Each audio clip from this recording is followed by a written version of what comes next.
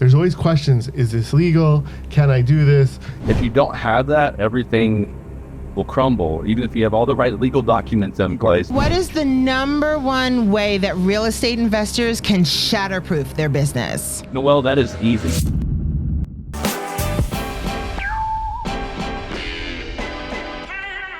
So we have a great guest, and I know I say that all the time, but today it's something that everyone needs. What does everyone need? A good lawyer. Oh, that's true.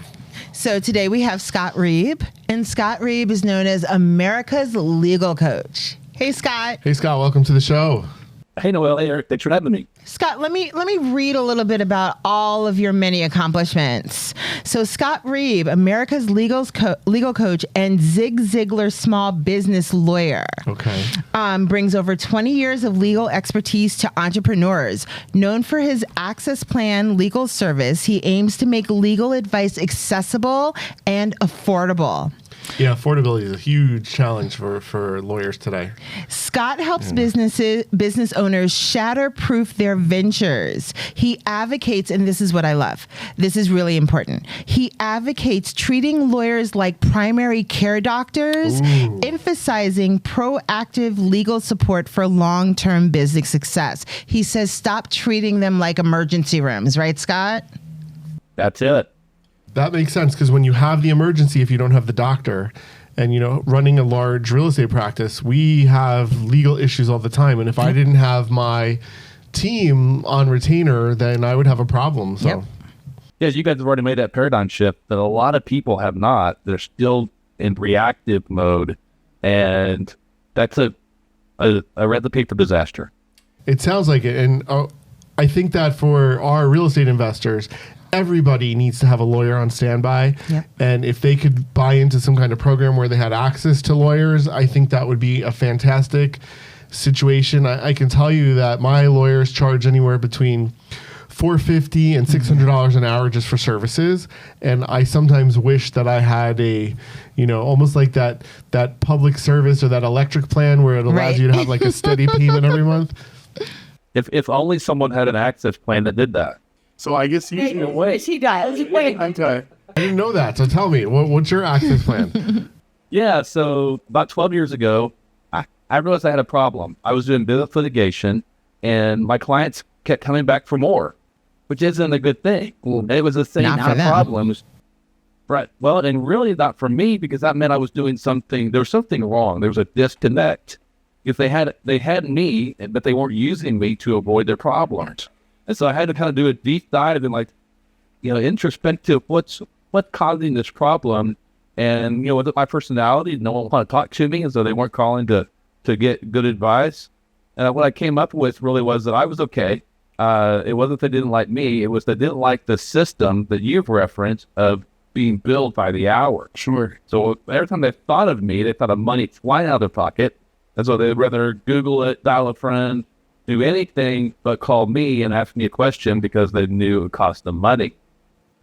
So I started looking for a business coach, and I just knew there had to be a way to create an on-demand system where they could just call me with any question they had, even if it wasn't legal. Maybe it was just a question that they thought might have a legal ramification. They could run it by us for no extra cost other than their monthly subscription fee. And so it took me a couple coaches, and I found one, Clay Clark out of Tulsa, Oklahoma, who said, I get your vision, I can help you build it. So in August of 2012, we started building what became the Access Plan, and now entrepreneurs all over the country can have access to our legal consulting and coaching program to the on-demand access. And what I like to say that having the right information at the right time is often the difference between success and failure. And in real estate investing, where deals are happening at a mile a minute, you sometimes need to get something quickly to make a deal close or to figure out if the deal needs to be killed. And our service makes that possible. I like what I'm hearing. So I can tell you from experience, doing tremendous amounts of real estate deals, there's always weird things that come up, and there's always different, when you're creative, which is how you have to be in investing to make money, there's always questions. Is this legal? Can I do this? What are the ramifications? Yep. And being able to ask those questions before you have a deal in place is the difference between sometimes making a profit and not. So I really like that concept. And I think that one of the things that I've done, is build relationships with attorneys. And I have the ability to do that. But that's because I spend a ton of money transactionally every year. So having a plan like this for a beginning real estate investor, I think would be an off the charts opportunity. So where does your fee structure start? What do you charge for something like this? Yeah, for less than $6,000 a year, you can be a launch member, have access to getting your business structure set up correctly, which is so important for real estate investors, and then have the ability to have that on-demand phone call while you're in negotiation. They're at a closing table saying, "Hey, what does this mean? And should I sign it?" Will you do closings in that fee too? No, it won't do the closing. Okay. We can review this. We can review the closing documents. We can help draft the contracts. And most of our investors, we're kind of creating template sets for them to use as they're moving through that world. And then, we have to adjust them, like you said, because sometimes you get creative and they have to create a different set. But then it's just a matter of tweaking them for each deal. And then we learn and adjust.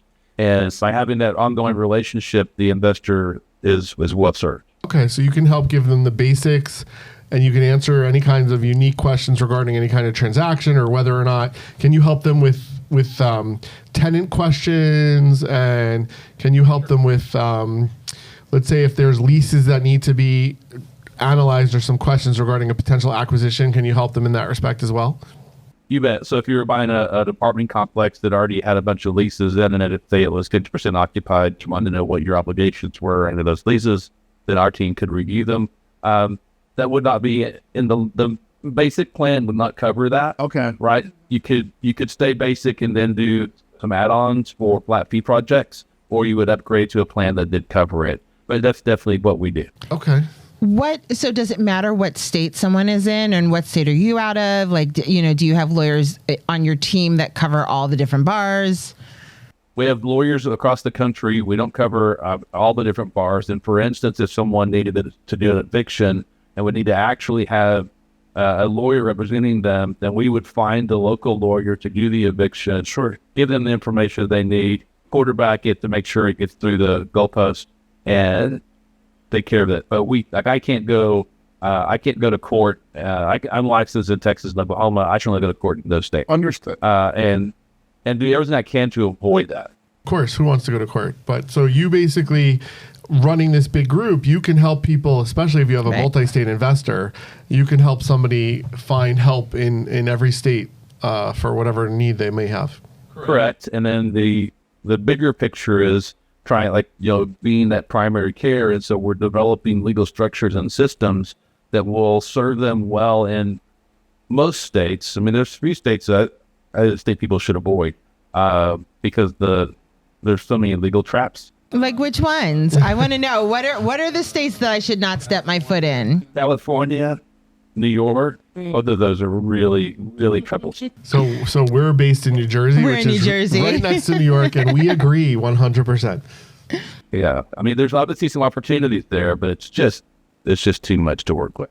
Understood. What's your favorite question to answer? Like, what's one of the most popular questions people sign up and ask you? Yeah, so the most popular question we get from real estate investor clients is how do we structure our companies?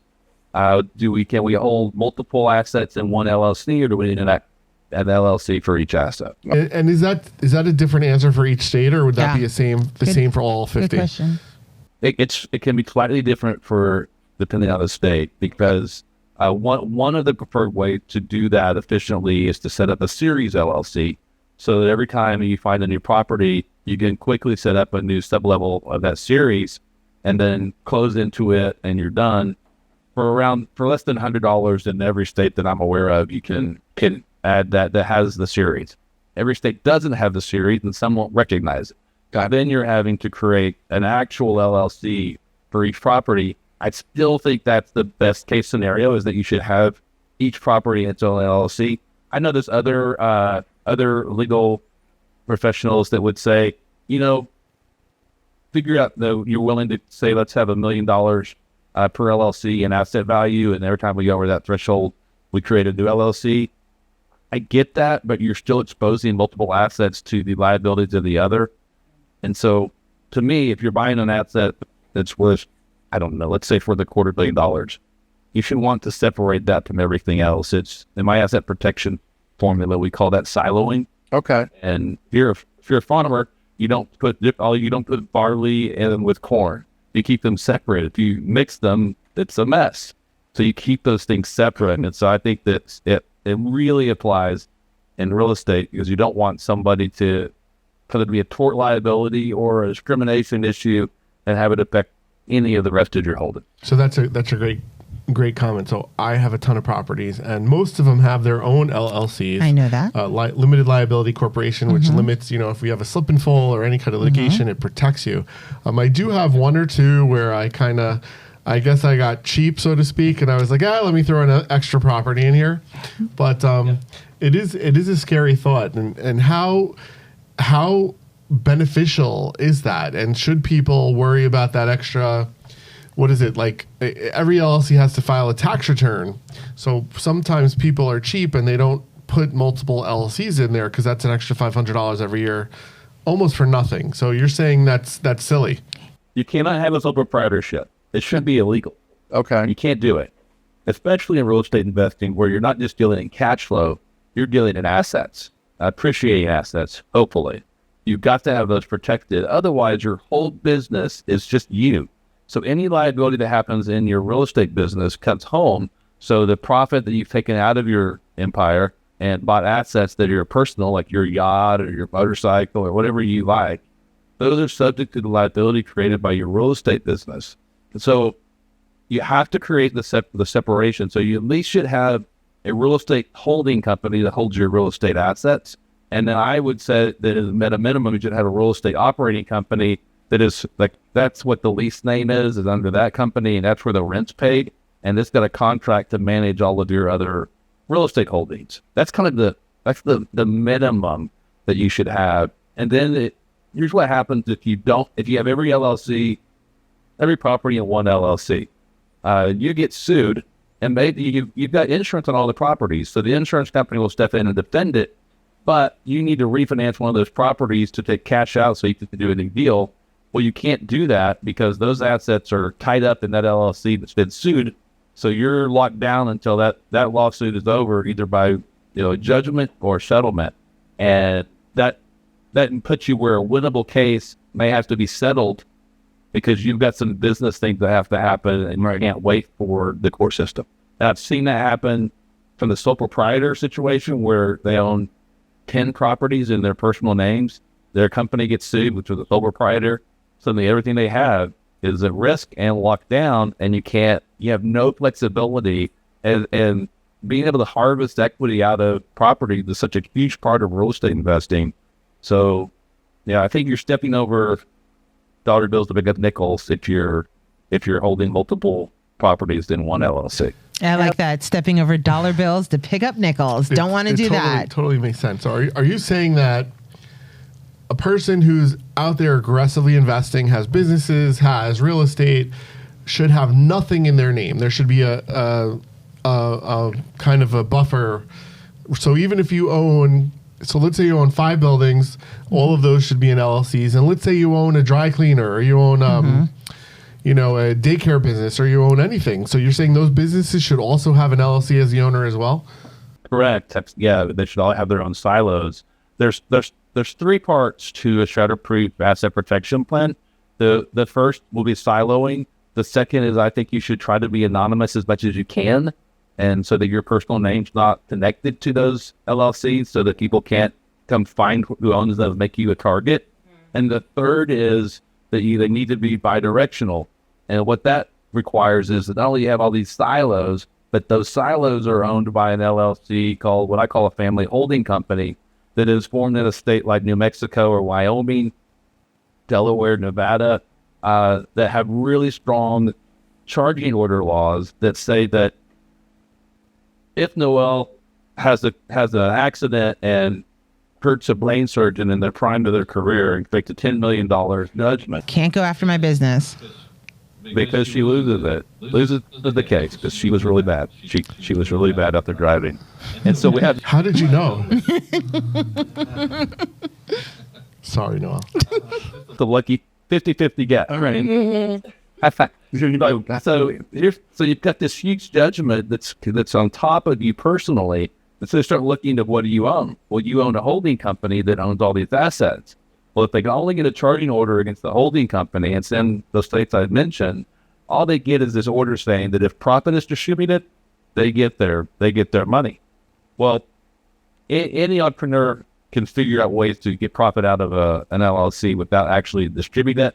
And if you've written your operating agreements correctly, they can't force the distribution until you start them out. Wow. So either they go away, or you can resolve it with a settlement to make them go away, but they can't reach through that holding company down to your assets.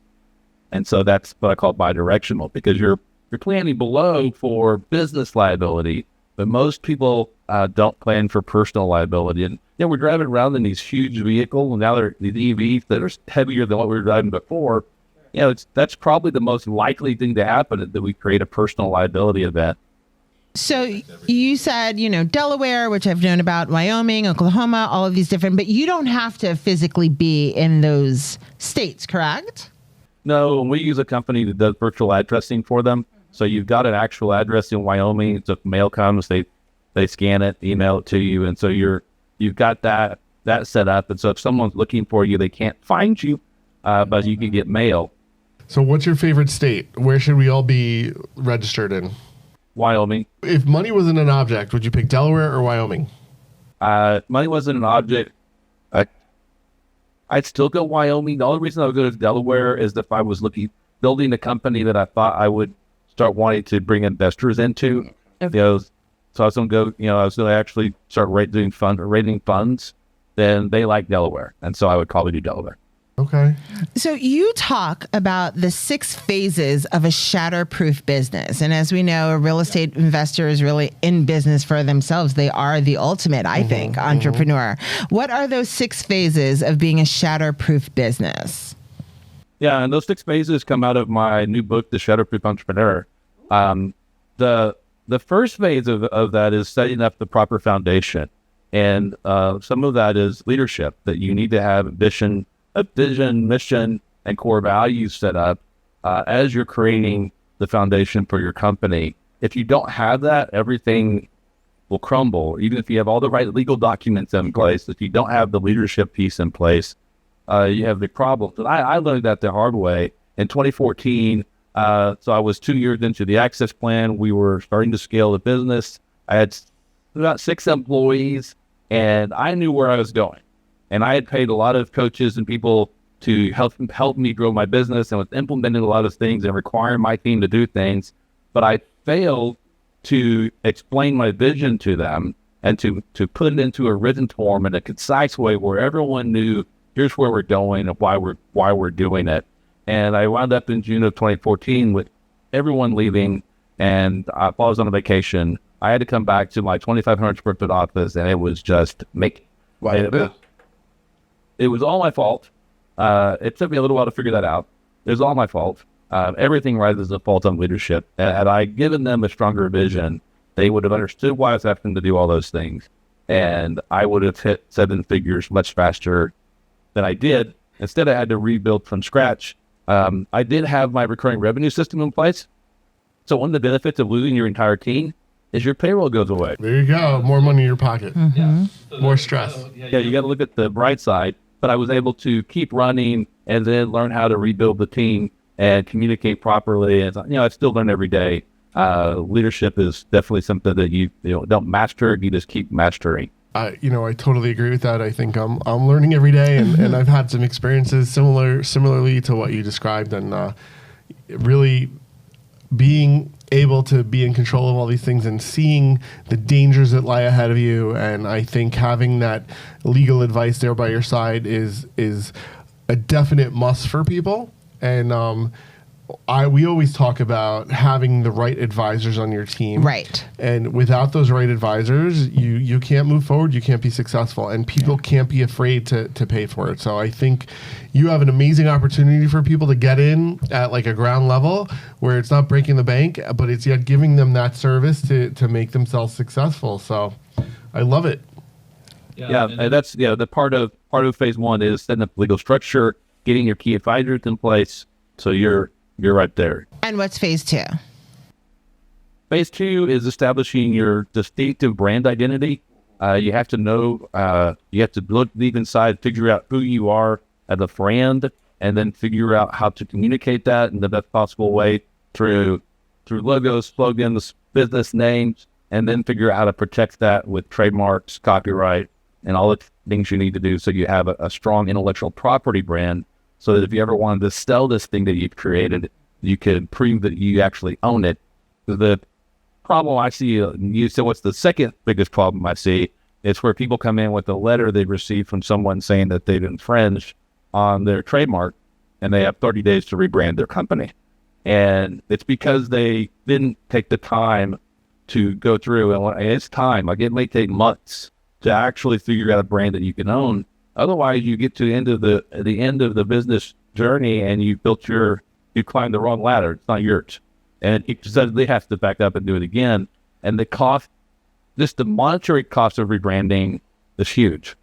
But the loss of momentum, there's things that you'll just never be able to put a dollar amount on that are going to cost you a lot. And so, invest in a branding lawyer that can help you understand what your options are, what's available, what your problems might be with the name that you like, and then go through the year-long process with the trademark office to get that locked down so you've protected your brand identity. See, I think everyone loves the whole branding, the part where you're doing the branding. Everyone loves picking the colors and the logo and the slogans, and that's really exciting and it's fun and it gets your creative juices going. But then the whole trademarking it and figuring out, if it can legally be yours, where do you start? It's really expensive too, isn't it? Yeah, it can be expensive, but it doesn't have to be. And some of the work you can do yourself, right? By doing some real good Google searches and making sure that just the easy things are knocked out. Because a lot of people haven't done that. And if they do a search nationwide, they'll find someone that's doing exactly what they're doing with a name that's so similar that anyone would be confused. And so you just know that doesn't work. The difficulty comes when you start doing the nuanced searches in the trademark database, and that's where you need someone to have the training.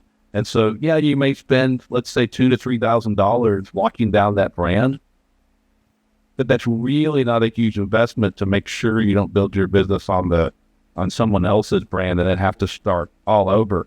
And the pain of it is that we had a client last year go through, we went through 100 different names trying to find one that they could dominate.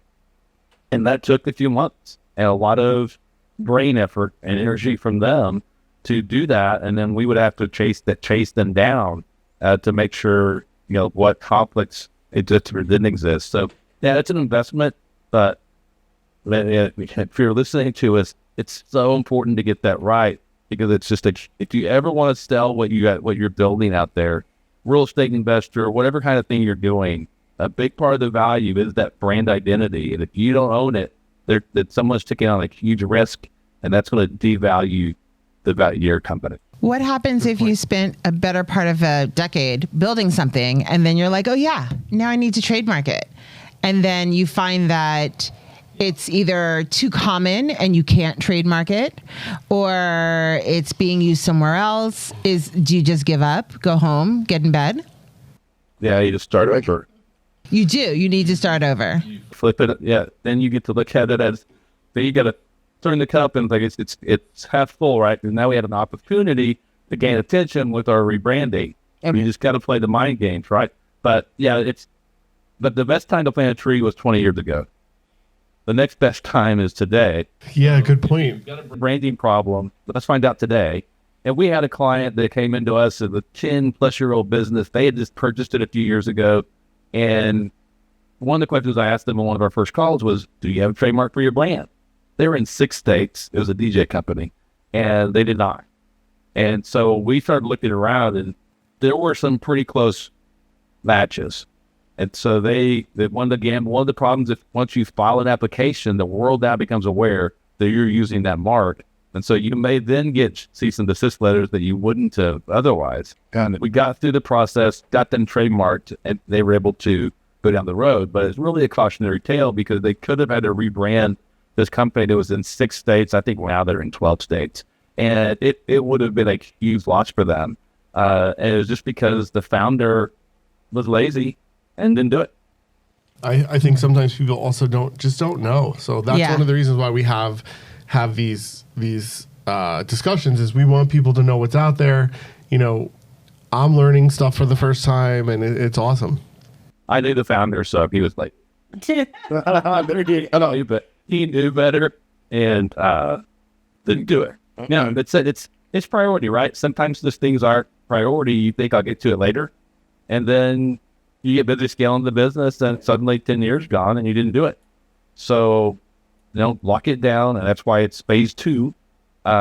Is you've got your business set up and running. Now phase 2, and to me, it could be 1B. I mean, it needs to happen soon. Got it. So I don't, they have to go and buy the book, the Shatterproof Entrepreneur, to get all 6. But give me your top, like one more that you haven't gone through, but that you think no one can live without. Ooh. Yeah, you got to build a Shatterproof marketing system. Okay. If you don't have a marketing system, then there's no way to get suspects turned into prospects and get that and turn into your sales machine so that you can convert them to customers. And so without marketing, there's no business. And so, for the real estate person, if you're trying to get property leased, then you got to figure out how to make your properties the best possible properties where everyone wants to be in them. That takes marketing. And so you've got to have a system for doing it. Otherwise, you're just shooting in the dark. And you can't train people to do that. It doesn't scale. Makes sense. Yep. You talk about how every entrepreneur, and tell me how real estate investors are going to do this, but everyone should have a reoccurring revenue model in their business. So tell me, I'm out there, I'm a new entrepreneur. What reoccurring revenue model am I going to get? Well, yeah, so on the real estate, you kind of do, right? I mean, you guys are the forefront of that because you're either doing monthly leases, annual leases, or even now short-term rentals. So you've got the recurring revenue model where a lot of businesses don't. They're just doing single transactions or they're selling products. It's a little more challenging for them. But back to the story I told, if you don't have some kind of money coming in every month because you've set it up that way, then as a entrepreneur now for the last almost 19 years, walking in on the first of the month and knowing that I've got even $10,000 coming in from a recurring revenue product or service takes such a load off because you know that you can beat some of your basic expenses. Because otherwise, you're just guessing what's going to come in that month and when it's going to come in. And so I just think it's one of those things that in today's world, everything if you don't have something, if you can't figure out how to do it in your business, find another business where you can have recurring revenue. And I would make it service-based if I could, and online delivery if I could, so that it takes less people to do it and doesn't take you. It's just, that's where our economy is going. I mean, if you look at Amazon, Walmart, everyone has got products and stuff they're selling, and they're adding a subscription service to the end of it. And if you aren't talking about that and looking at that, you're going to get left behind. So what I'm hearing from you is that actually being a real estate investor is the best entrepreneur you should be, because you have the recurring revenue model built in. Well, you have the recurring revenue model built in, and your revenue is coming from depreciating assets. And so you're also getting many tax advantages that, say, if I'm running an online store on a subscription or software as a service, I don't get. So yeah, I think it's tremendous. There you go. Great. So now all of our real estate investors needs to come out and get Scott and have him on their team, and then it's a win-win for everybody.